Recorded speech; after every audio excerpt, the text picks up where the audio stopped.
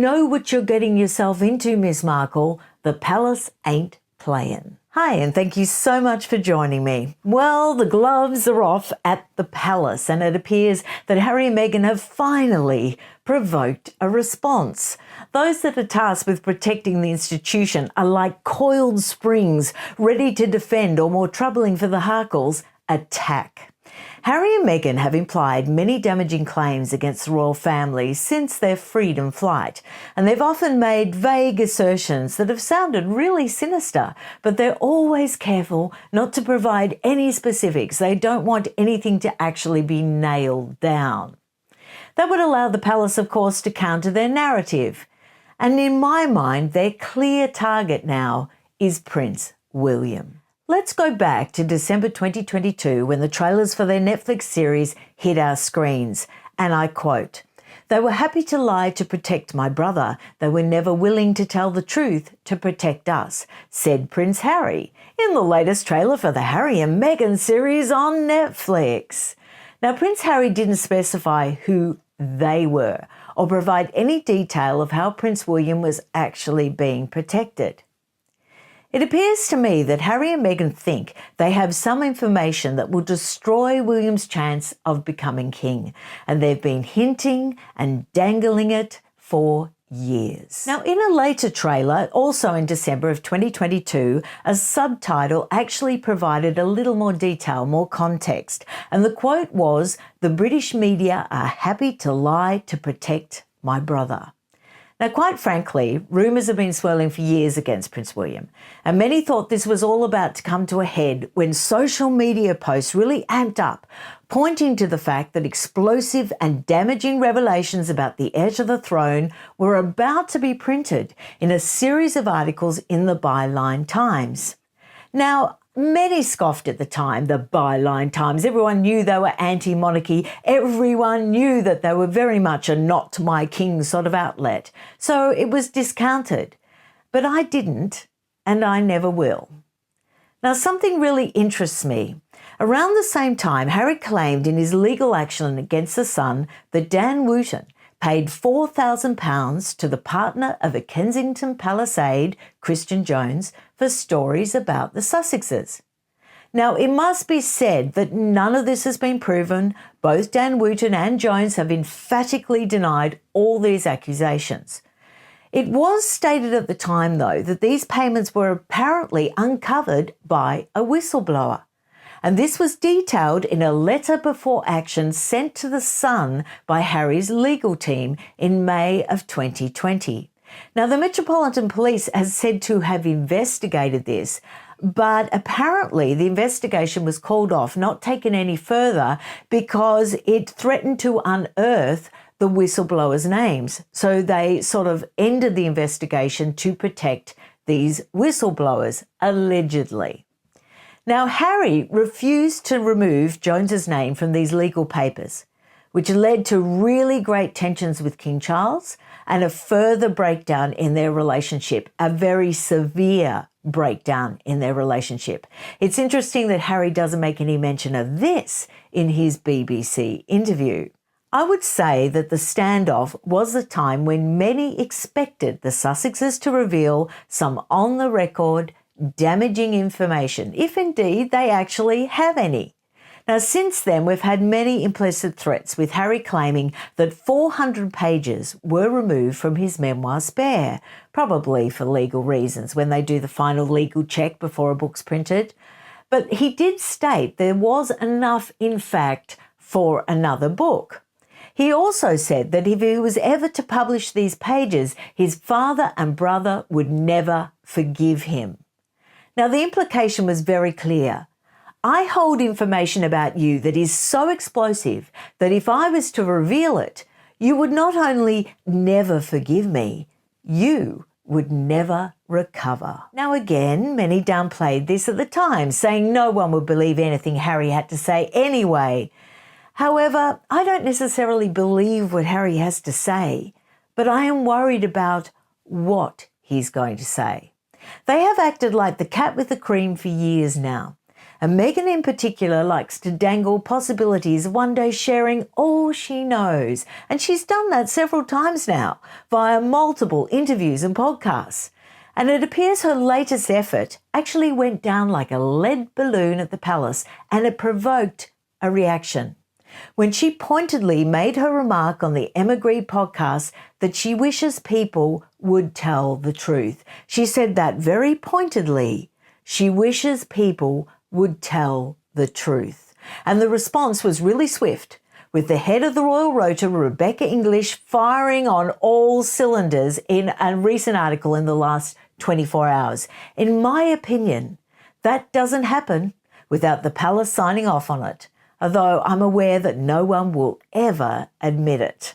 The Royal Rota is a scratch our back, we'll scratch yours sort of arrangement with the royal family, and I think to deny that is just being incredibly naive. There is ample evidence to support that theory. It's an efficient and controlled way to share information, and so far it's been very mutually beneficial. So a direct and clear warning was issued via Daily Mail column, and the message to the Melodramacito duo was very clear. That Meghan's truth was far from the truth about what happened at the palace. A quote, "There's their truth and then there's the truth.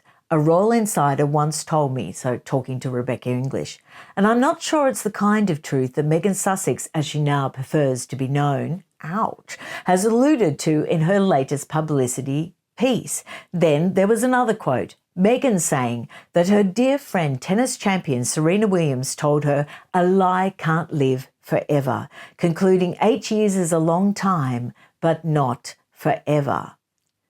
I believe very firmly that Meghan was dangling the hot juice in the Emma Grede podcast.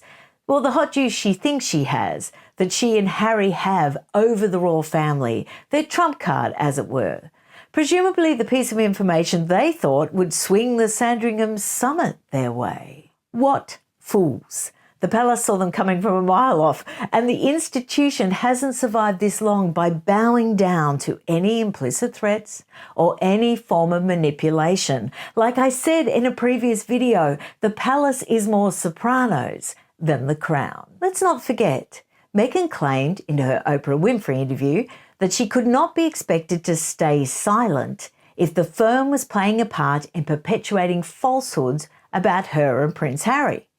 Now, Rebecca English points out that many in the palace are now loudly wondering why Meghan has raised the issue after all this time, and has asked rather pointedly whether she really wants to go down that road again. Boom, clear warning, unmistakable, gloves are off. So they're saying, know what you're getting yourself into, Miss Markle. The palace ain't playing.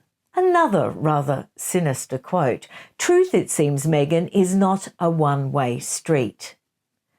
Now, explosive allegations we know include that Meghan bullied members of staff and drove out 2 female employees when she was a working royal. Now, legal disclaimer, Meghan, through her lawyers, has repeatedly denied these claims, saying it was a concerted campaign to smear her. But Rebecca English brings up the Sussex Survivors Club in this article, having spoken of having PTSD after working for the couple. And she says others I know say they feel professionally and personally broken. Now I'm just going to insert some personal opinion here. The palace was very well aware of it all, very well of these allegations prior to Harry and Meghan's tour of Australia. I believe there is adequate documentation to prove that. Now, Jason Knauf allegedly expressed his concerns to Prince Harry personally in a meeting about Meghan's behaviour prior to departure for that tour. Now, the fact for me that the palace allowed that tour to go ahead, with Harry and Meghan departing with the very staff that they knew had already raised these very serious allegations, and the fact that these staff would have to endure more of the same on this official tour, I think that's quite negligent and really rather shameful. But then we have Rebecca in her article providing Prince Harry with his necessary cover. After all, he is a member of the family, stating that the person who she was speaking to had fond memories of Harry, although some of the recollections in his memoir may vary. She talks of the frustration among palace staff who have the desire to right wrongs they believe were committed when the duo were working royals. She then mentions being restricted by NDAs, legally preventing them from doing so. However, she emphasises the strong feeling of loyalty towards the royal family and speculates why Meghan keeps worrying away at this running sore. And the final salvo that I led with at the top of the show, Meghan might do well to remember that if she digs too deep into her royal experience, she might not like what comes to the surface. So, all very unseemly, ugly in fact, shots fired in anger across the pond. And I'm convinced that Harry and Meghan feel they have something very substantial to share, otherwise they wouldn't be risking this sort of behaviour. Something they think gives them leverage. And I'm convinced of this due to the palace's very quick and decisive response, courtesy of Rebecca English, their designated mouthpiece. They issued an unmistakable and very clear warning to the Sussexes. So I guess we just have to wait and see who'll blink first. I've never known anyone to win against the palace, so I would place bets on the palace winning this time. One thing I do know for sure, it will get uglier.